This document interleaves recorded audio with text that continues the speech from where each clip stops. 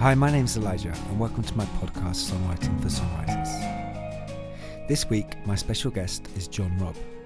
John is a hugely influential figure on the UK alternative music scene, as frontman, bassist and writer in seminal post-punk band The Membranes, but also as a writer and author. He also runs his website Louder Than War, which showcases and highlights and champions the best in alternative UK and global music. He's just written a new book, The Art of Darkness, which focuses and explores the Goth music scene in the UK. He's also a broadcaster. I'm sure you've probably seen him talking about music on TV. We speak about the impact of punk on creativity and songwriting, what songwriting is like within the band context, John's interest in the quantum mechanic world and science and the universe, how important it is to be true to yourself as a songwriter.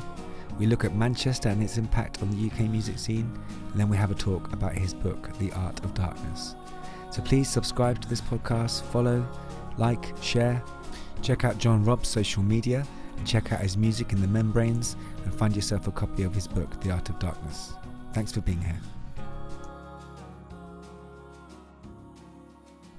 My guest today on Songwriting for Songwriters is Robb. Hi John, how are you doing? I'm okay. Yeah. Excellent. Thanks, John, for being here. And just before we start the podcast, mate, we get into it. I just wanted to say a thank you, really, for a few things, really. Like, firstly, for your book on the Stone Roses, which I devoured as a kid, and absolutely love reading that. But also, thanks for running Louder Than War, the website, which showcases and highlights great music, which you can't really find anywhere else. And thank you for the sort of time the website have given my band, The Gravity Drive. But more than that, I'd just like to say, you're someone who, through your posting about your work and what you're doing, you've always been someone I've looked to as a figure of kind of independence and sort of true spirit, really, in the music scene. You, like Nicky Wire, you're people that remind me to kind of stay focused on what it is to be an artist and to release music and to not give up, and to make sure that my focus is about making music for the right reasons, really. And although our music is not at all punk, the DIY independent sort of punk spirit is the thing that fuels our kind of energy behind the band. So I just really wanted to thank you for that. Well, that's cool. I mean, and a lot of those things, I think, when you talk about punk, it doesn't actually have to be a style of music, does it? It's just, it is an idea, and it's probably not even exclusive to punk either, but at least that was a flag way for the right way of doing creativity. Well, I don't think there's a right or a wrong way either, is there? Some people actually do it as a career, fair play to them. But, there should always be a space for the artful outsider. Yeah, I think so, absolutely. And, if you look at the UK music scene, the mainstream music, which we've come to love, a lot of that has come about from outsider figures, hasn't it? It's important to showcase and support bands. If you look at Radiohead or The Prodigy or the Verve, just to name bands that I grew up with, or Nirvana, those figures were like outsider figures that crossed over into the mainstream, and because they got support. So I think it's vital that Louder Than War, places like that, support outsider figures and alternative music. Yeah, I think because it always colours it and flavours it, doesn't it? So it could be at high ebbs and low ebbs as well, kind of. There's some periods where the accountants are completely in control, nobody can get in at all. And there's sometimes when the biggest groups in the world can actually be the most artful groups. I mean, like the Beatles, say, in the '60s. When they actually were, you actually had an art school band that was the biggest band in the world. Yeah. And the moment is a bit more blurred than that, but it's still plenty of space to exist, isn't there? We're just not part of the mainstream, are we? We don't. The mainstream is a completely different world now, isn't it? In not just music, lots of different facets of modern culture. But that doesn't stop loads and loads of people doing really, really cool stuff on Absolutely. the outside. Yeah, I agree. It's a strange time to live in. I mean, for my money, I think the X Factor and the kind of reality TV sort of generation that really sort of in a way put a big barricade up from the outside and making it into the mainstream. I think that was the turning point in my mind where things sort of changed. In a sense, yeah. But then in the early '70s, there was New Faces, which was actually bigger. Yeah. New Faces had about 20 million viewers, didn't it? And you still had great pop. I don't think it's an either or. I think there's always, there's lots of different battles going on all at the same time, isn't there? Sure. Okay, well, listen, John, as a music fan and as a writer and a a performer yourself, I'm really interested to know, as you know, as a music fan first and foremost, what for you makes a great song? Well, I think it's impossible to define. You always get this thing, don't you, when people, a lot of curmudgeonly older blokes, and it's always blokes. If you put a new band up on the site, they always go, "They're not proper songs. They're not real songs. Not like back in my day." Yeah, yeah, when in punk, when we had proper songs, go, I don't think you really listen to punk, because a lot of that wasn't so-called inverted commas proper song. There's no such thing as a proper song. I mean, it can affect you in so many different ways. It could be classic verse, chorus, middle eight, all put together, crafted piece of, perfect pop craftsmanship, or it could just be a sound. It could just be a one note drone for 3 minutes without any melody at all, but the sound and the texture of it could draw you in. And I think isn't that the eternal mystery of music, that there is actually no definable perfect piece of music. They can affect you, in the most trashy piece of pop can affect you as much as the most crafted piece of classical, or absolutely. So there is. I find it very indefinable. But also, I find it changes every day. It moves around a lot. Yeah, yeah. I'm in a band, you're in a band, okay? So like in the sense of the traditional songwriter who, like kind of, I don't know, this 70s idea of a sort of solo singer-songwriter, you and me don't sort of fit into that because we're in bands, which is a different process. Songwriting in a band is a different thing. How does it work with you and the bands? Are you kind of the main writer or creative fire starter, or is it a kind of much more collaborative process?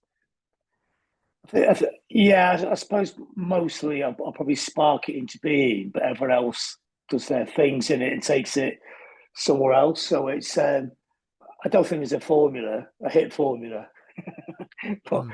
I think I find with music, if you actually take it back one step before that, I mean, you can hear bits of music in your head, can't you? Or if you're not getting sidetracked by doing loads of other stuff, and if you're just there, just like walking down the street or something, music will come into your head. Mm. Or if you pick up an instrument and start playing it, you'll find things that sound interesting. Like either a chord change or just going up and down one note on the neck. You'll think, oh, you'll find something that's kind of interesting. It triggers loads of other ideas. Then you can hear other melodies or moods. It can be the mood of a sound that sort of creates a song as well. Whereas you're not writing a song per se, but you're actually creating something that creates an atmosphere or a mood which matches the lyrics. And sometimes you can have the lyrics first as well. So there's lots of different ways that things come together, and the collaborative process is really important because that's like you have a sketch and everyone paints it in completely different colours. So you end up with a completely different painting, which I like as well. I don't think I think sometimes if it's just you get those records and one person plays all the instruments, Yeah, there's something about them that feels quite suffocated, not quite.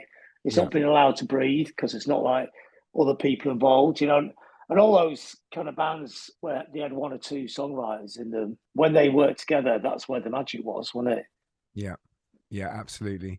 I mean, your stuff. I mean, it's such an exciting sound and such a cinematic sound, and it's like sometimes you hear that like glam rock in it. There's like theatrical kind of elements, but I mean, it's such a big kind of forensic sound, but it feels like it's very free as well. Like it could have just been played in the room at that moment in time. There's a whole Yeah, load of freedom to it, but very, very clever. I mean, it's almost like composed like classical music. Are you influenced by classical music at all? it's interesting you said all those things because most people don't actually notice any of that at all. So that's Okay. actually they are pretty well the what's going on there, So it's they are meant to be cinematic, they're meant to be make pictures in your head, and that's kind of a psychedelic thing because I always really like a lot of psychedelic music. I don't mean like cliched paisley pattern psychedelia, but the idea that psychedelic music paints pictures in your imagination. So it's meant to do that. You shut your eyes and it creates something in your head that's more than just a piece of music.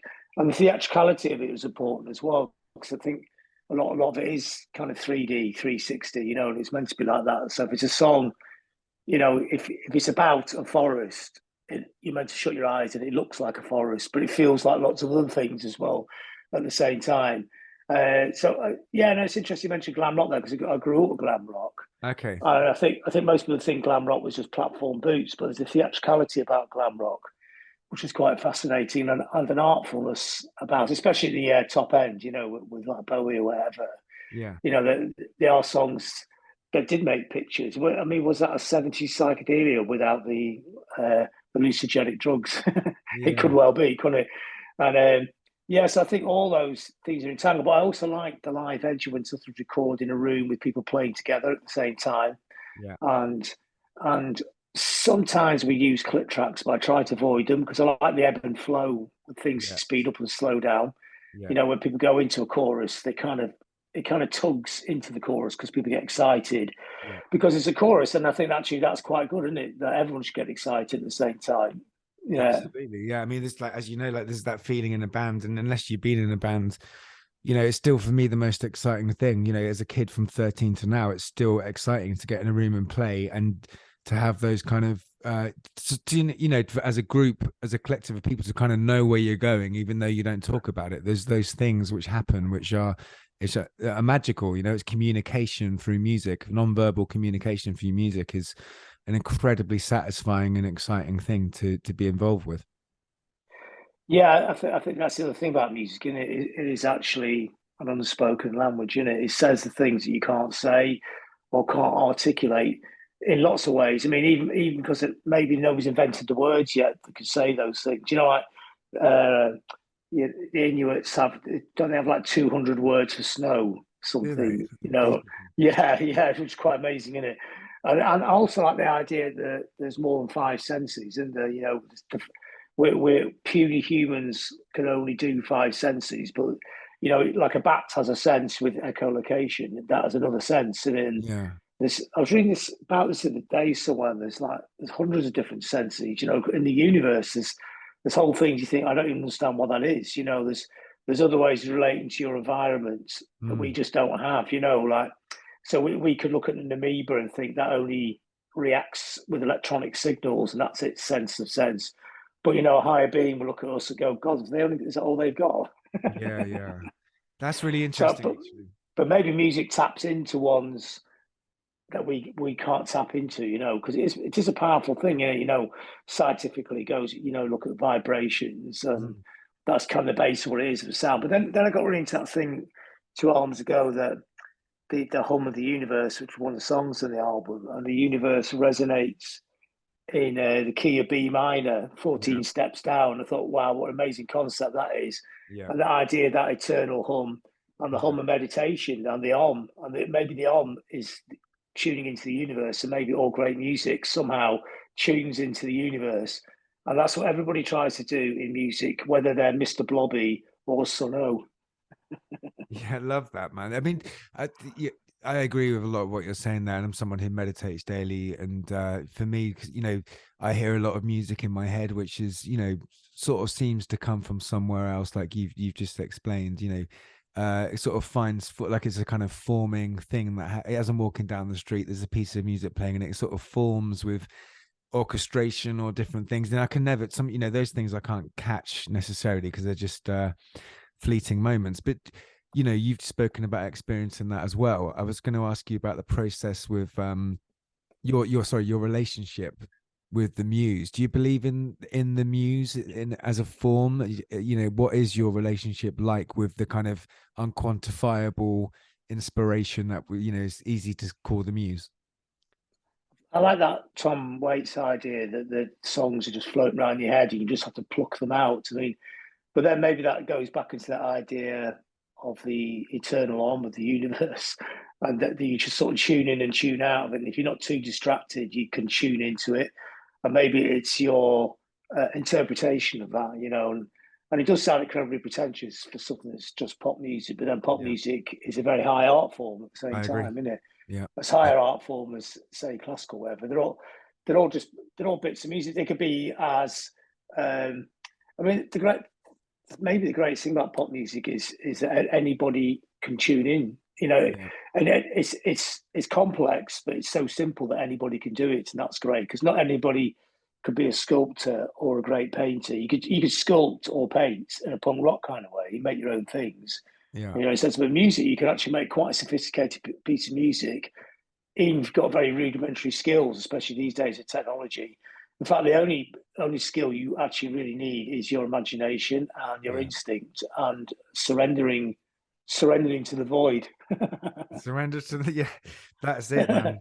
That is it. And something that I find as a kind of my process through writing is the more I get out of the way, and the less I sit down and try to write a song, which is kind of, the ego included in that. Like, I'm going to write a song. The more I get out of the way and just zone out and play, then something will come into it. And it's songs that have had the kind of most impact with people's hearts are the ones where I've not, in a way, I've been not involved with it. I've been kind of in that space between where you're just sort of, I don't know, channeling or just kind of letting your muse run into things.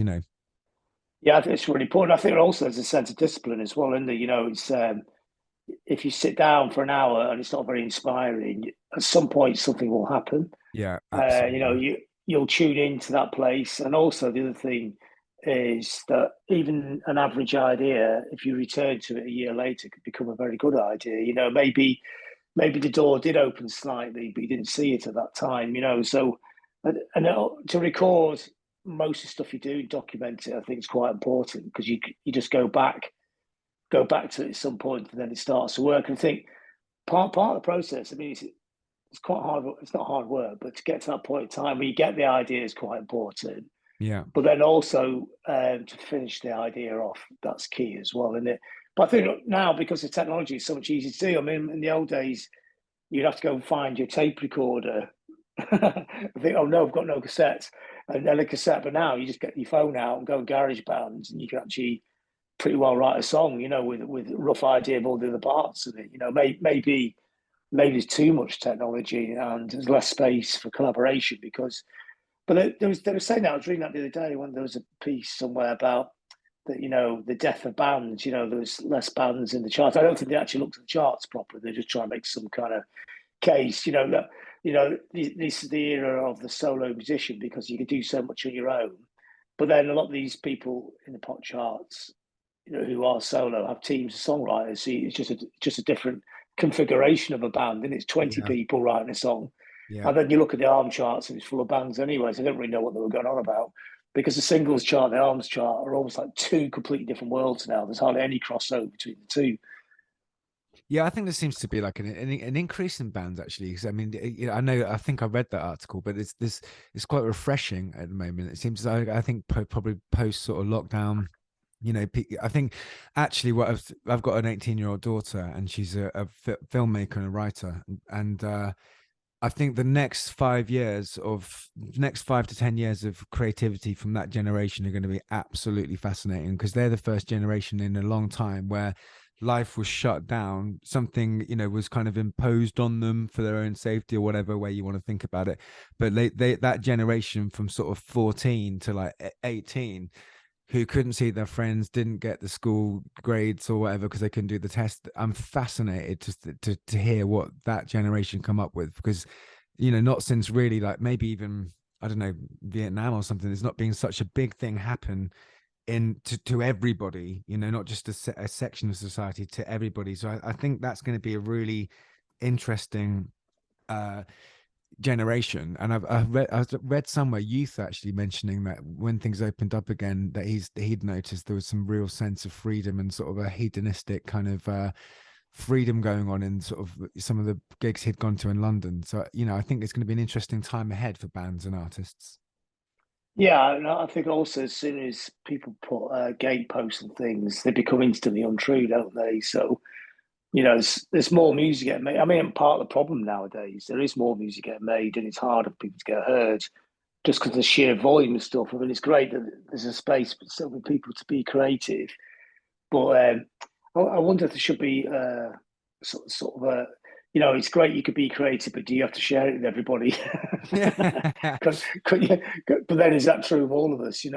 Is some music made to be shared and some music made to be a personal thing? Like 30 years ago, people would have a guitar around the house, and every now and then they sort of plonk around and playing it because it made them feel good, which is great. But now is there a sense that they'll plonk around and playing it and then release it and then try and get it all over the internet and get someone else to listen to it, which is fair enough, but it does make for an incredible volume of Yeah. music to try and find the little nuggets in. Yeah, I agree with you there, actually. I mean, again, going back to what I was saying earlier about you and people at Nicky Wire, I was always, as a kid, I grew up and through the kind of Britpop age, so like you'd have obviously there's a lot of dross, but the standout records like, from like the Prodigy or the Verve or Massive Attack or just Radiohead, just to name a few, they always felt like big statements, so something that was imprinted to me as a writer was like, you need to make some kind of statement, whether it's a declaration of love or something more, edgy or whatever. Like, it sort of a half-baked idea is a half-baked idea. There needs to be some, I agree with you, some sort of discipline that is too easy just to throw something out. It's good if you're taking it seriously as an artist or songwriter. I think a degree of sort of discipline for your craft is pretty important too, I think. Yeah, I think so. Yeah, but does it have to even be a big statement? A smaller statement could be big, and Absolutely.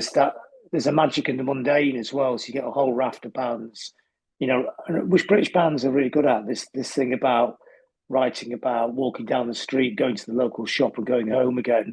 becomes like Sleaford Mods, that kind of thing. Yeah. With Yeah. a very angry edge, Yeah.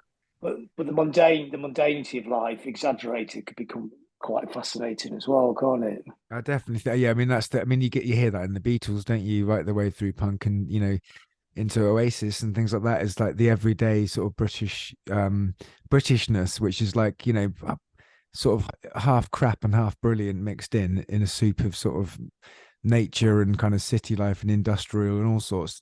I think you're right. There's the everyday is beautiful too.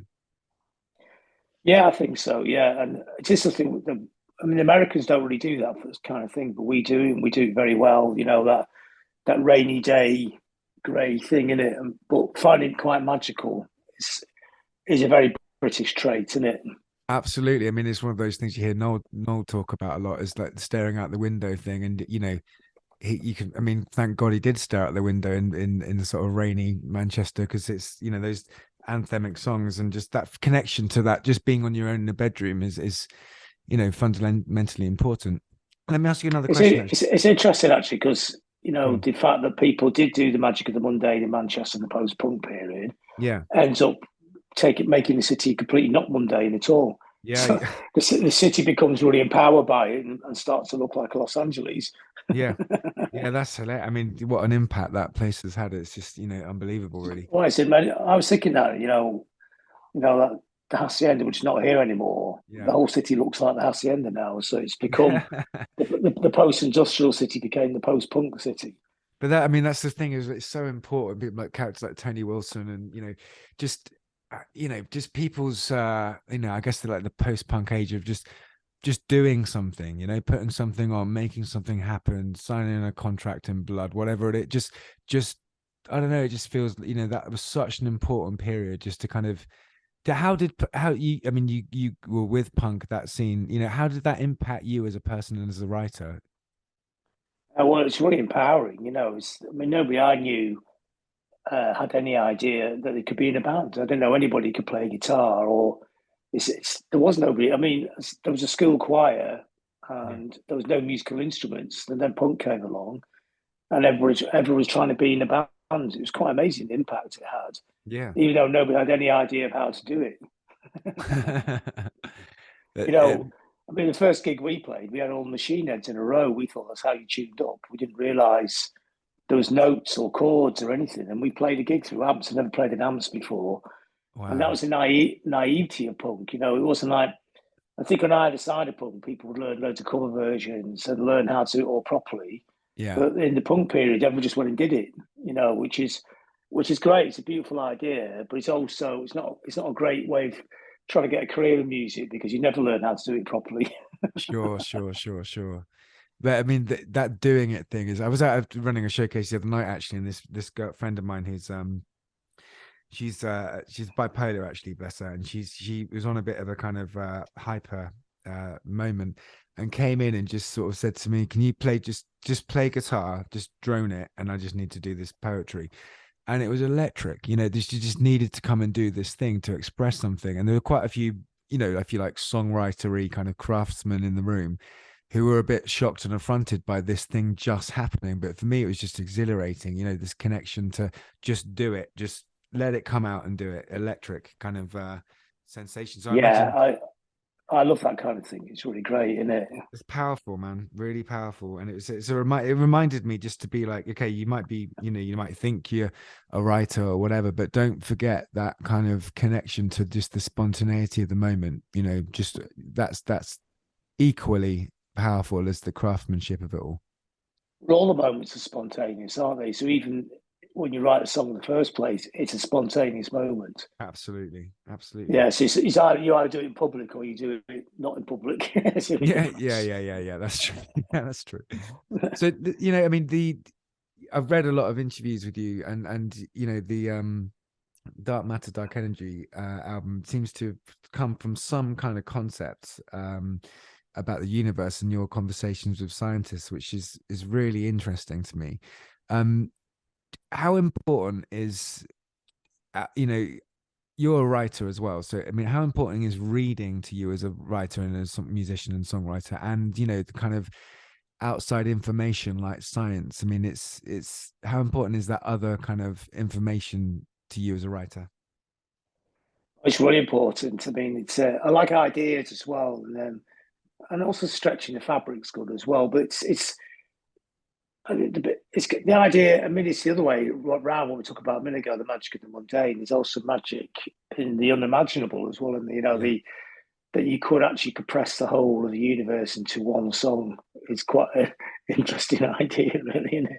yeah. Because So in a sense, the mundane itself is in the universe. The yeah, universe isn't this far out thing that's somewhere else. The universe is actually the corner shop, and that's in the universe yeah. as well. So it's just extrapolating it out a little further, isn't it?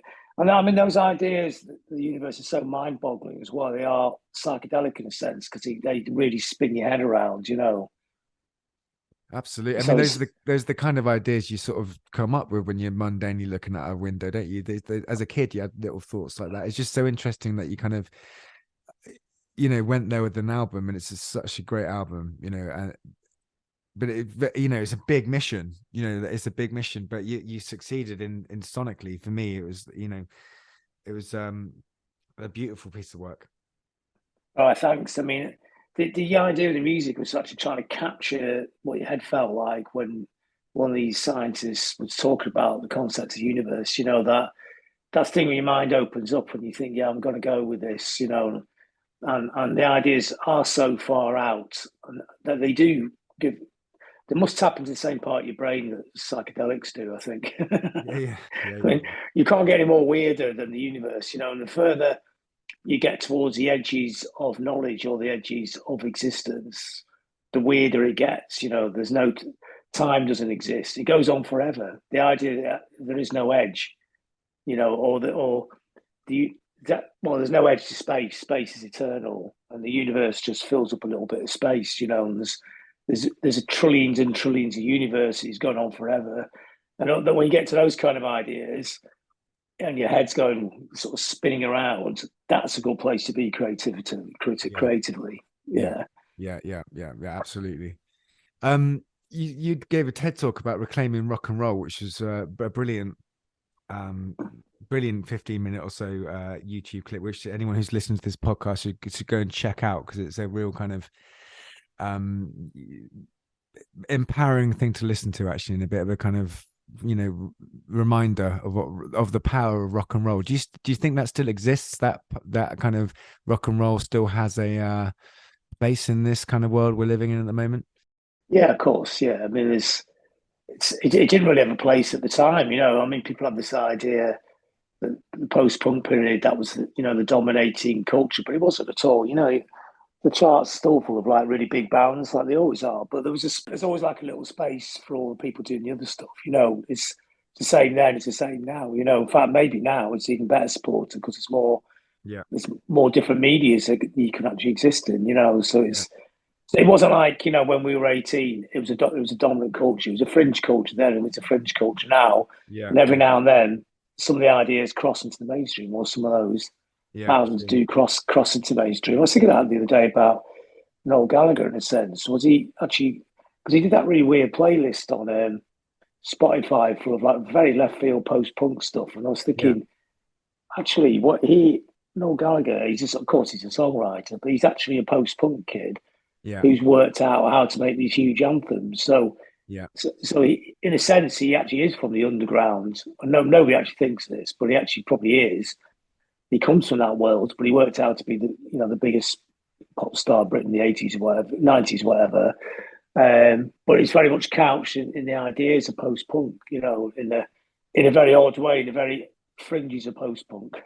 That's really interesting, that, because Oasis were like obviously impacted when I was a kid, and it's an interesting insight, that, because it felt like when you hear him talking interviews, that he was around, around the hacienda and grew up in that environment, and then just little things like him saying there's like watching a Bowie TV series, the sort of best of Bowie on TV one day because it was skiving off work or whatever. All those little things that make us who we are as artists are really important, aren't they? These little moments or little, I got a Bowie songbook when I was 15, couldn't play any of the chords, but basically that was my only way into kind of learning how to play guitar, really. And so I only learned like 3 of the songs, but it was like difficult, and sometimes you'd have to kind of get round a chord because it was too difficult to play. So what I'm saying is these little things, like, being a post-punk kid and then working out how to kind of turn that into an anthem is significant, even though Oasis are a very commercial mainstream band. But I think you're right, actually, that he's got a kind of all that was in there and it comes out. Yeah, there's like an underground artful edge to it, but they managed to avoid being trapped within it and Yeah. found a way of. I mean, because there's also that thing when people are in the underground that they're terrified of the mainstream as well. I Yeah. mean, quite a few people have crossed over into it over the years. Yeah. But I have no idea how anybody would ever. I don't understand how you can do it, but some people worked out the codes, haven't they? Yeah. But they're still working within the ideas of that thing in the first place. There's still an artfulness about what they do as well Definitely. as a Definitely. commerciality as well. Definitely. um you've got a new book, Goth, The Art of Darkness, which is a great title, which I presume is from the Conrad book Heart of Darkness. um when I was growing up, mate, there's 3 goths in the year above me at school, and they would play school assemblies and sort of school gigs, really, and for me it was like massively empowering to see these 3 guys dressed in black, in makeup, and be completely different from everyone at school. And it gave me a sense of freedom and a sense of kind of expressionism, and that they were going to take on the other kids. And for me, there's nothing more sort of brave and brilliant than seeing a teenage goth at a bus stop on a non-uniform day, because it takes courage and takes commitment to a method of expressionism, which I think is quite a British, in a way, it's quite a part of British life, really. Goth. What inspired you to kind of write the book? Well, I mean, that's kind of a good summation of it. I think what we're really good at in this country, we like dressing up, So all the different youth cultures had a dress code as well, which, Yeah, I mean, it does happen in other countries, but not to the extent that it does here at all. yeah, So, I, well, because I grew up through glam and into punk, and then goth was just something came out of punk, and there's quite a few different sort of subdivisions of punk, but yeah, each one became like this eternal scene around the rest of the world. So goth's huge around the whole world, yeah, and it was just a continuation of punk, but taking some of the very interesting tenets of punk. It was freaky, it was interesting. There was a darkness to it, which is always fascinating. yeah, yeah, And the soundtrack was amazing as well. A lot of it was an art rock, So it was moving on from punk's 3 chord thing, which was really necessary at the time. But where did we go next? And this was like, and it kind of mixing with a lot of black music as well. Funk, dub, yeah, disco's all mixed in there. So dance floor was important, but retaining melancholy as well. And using a lot of new technology as well. So the sound and the music was changing, but still retaining the intensity of punk as well. So there's a lot of stuff that was quite interesting. Do you think it was? Do you think it was a UK born scene, the kind of goth sound and sort of style? I mean, the first goth band, gothic band, was probably the Doors, Ah, okay. and they're the Yeah. first band to be called gothic. But I Right. think, but the scene itself was born in England, and the Doors are an influence on it. And like Bowie was an influence as well. But I think what was interesting about the Doors influence, it was sort of delayed because the Doors weren't that big in the UK until Apocalypse Now came out, Right. and that put them into the mainstream here. So there was sort of like a contemporary band in 1979 because of Apocalypse Now, Right. and then became like an influence on the whole scene and things. Fascinating. Fascinating. I mean, it's a kind of I'm not that well versed in sort of the the goth kind of scene in terms of like the music, but it's I'm really looking forward to read your book actually because I love the way you write, and it's kind of very interesting area to get into. But do you think the it seems to me a little bit like got the kind of goth imagery or the style is kind of impacting pop artists now, in a way. The goth itself. Yeah, yeah, Yeah, I mean, well, they're all different types of pop art, aren't they? So there's definitely an imagery and a style that's built around it. So there's an artfulness to it. So it's not like traditional pop art, is it? Or the sort of, which is great as well. But it was different. It was a different kind of artfulness, one like dark themes. So, and when I was writing the book, I mean, and one of the things about it, it goes back centuries because, in a way, it was every generation was dealing with its own blues. So yeah, whether it nice. was the romantic poets in the 17th, 18th, 19th centuries, or paintings in the Middle Ages, whatever. People have always been fascinated by the dark side, but they just use contemporary technology to embrace it. So in that period, in the post-punk period, because music was so central to the culture, that was Yeah, what was reflecting those kind of themes at the time. So now there's quite a bit of goth culture exists on Instagram where people just put up pictures of yeah. themselves standing in the forest with no music. I mean, the Mm. music's not part of it, but that's cool. That's just a modern contemporary way of using technology or all the media to reflect the same themes. So it just you get like gothic games in gaming. So that's kind of interesting as well. And it's interesting reflection. The music isn't quite the central culture anymore. What do you think it is about the darkness, which as writers or artists, is kind of interesting to us? I think it's part of human nature, and especially, I mean, it's everywhere in the world, isn't it? But in Europe, because of the dampness, and also in the Middle Ages, everything was covered in these big, thick forests of wolves running around with them and flickering shadows. It Yeah, doesn't take long to see how that becomes part of your culture and your storytelling. yeah, There is a darkness at the heart of Western culture, and yeah, it's fascinating, isn't it? I mean, you can't have the highs without the lows as well. You need to understand the darkness to get to the light, don't you? definitely, man. I mean, like light is revealed by the dark. I don't think anybody can really know what lightness is unless they've sort of experienced some kind of dark, because you need the counterpoint, don't you? So it's very important. Yeah, completely. I think it's all different facets of existence, isn't it? Yeah, I think so. I mean, there's always, to me, it was always just a kind of way into, I don't know, some sort of again the unknown. I think it's like a sort of a quest into the unknown a bit, really. But I was always grateful to those kids, because they were just pioneers, really, for me in my mind, and my sort of shaping as an artist or songwriter was just again, like you said, it was quite a punk thing to do, to just cover yourself in head and black and go and play loads of punk music at a school assembly in front of 500 kids. It's like that was a big statement to make, as a goth band. Yeah, it's a sense of defiance, isn't it? And I Absolutely. mean, there's always been that clutch of kids under.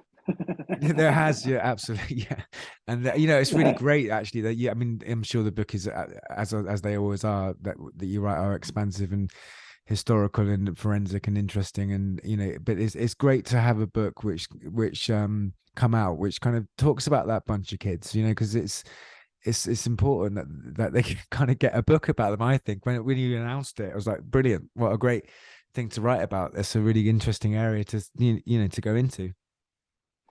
Yeah, I think so. I think it's good. It's documented. Also, a celebration of that music because it's not really Definitely. celebrated enough.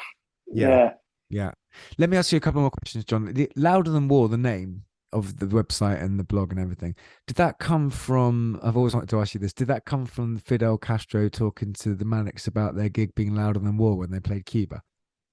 Yeah, isn't that the greatest quote ever? Yeah, It's it so is the fantastic, great. isn't it? Yeah, fantastic quote. Yeah, brilliant. Um, and lastly, just your influences when you were starting out. Let me know who your sort of songwriting influences were at the time.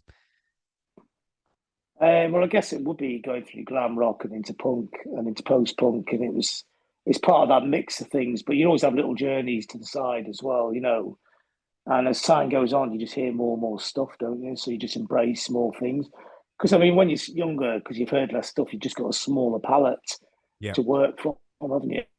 And then you try not to get trapped in it. But it's quite easy to get trapped in it. It's in bands, if you know everyone's got guitars, you slowly turn into a normal rock band if you're not careful. That's so true. Like no one can help themselves, can they? Everyone just goes into those roles, and it's sometimes you have to sort of cut across your own narrative. Yeah, that's so true. That is. And if you were to give any kind of advice to, like, sort of the 12-year-old, 13-year-old songwriters, emerging musicians, or people, kids in bands, in terms of like just the songwriting element of things, or the kind of crafting of music, rather than kind of seeing it as a career or steps to how to get played on radio, in terms of kind of the creation and creativity, what kind of advice would you give to those kids that are kind of wanting to start a band now and sort of feel like music's their life? Always follow your instinct. You kind of know when it's right or wrong, but you always persuade yourself. Well, that'll do. No, that won't do. You know it's wrong, or you know it's right. You just know. So trust that. That's really important. And also, every idea is valid. And also, graft at your craft as well. You know, those days when nothing's coming, just keep going. You'll find something. Awesome, man. That's really great. And one final question, which I ask everyone who comes on the podcast, which is a difficult question to answer and will change from day to day. But if you could have written any song in the history of songwriting here today, what song would you have liked to have written? I'm still working on it. Oh, that's the best answer. Yeah, that's the best answer. Yeah, that's what you would expect. Oh, that's brilliant. John, thank you for your time today, mate. I really enjoyed talking to you. Where can people find you, and where can people order a copy of your new book, The Art of Darkness? Well, if it goes to the Membranes Bandcamp, there's a link on there to buy the book. Fantastic. Yeah. Thank you very much for your time, John. I really appreciate speaking with you, mate. All right. See you.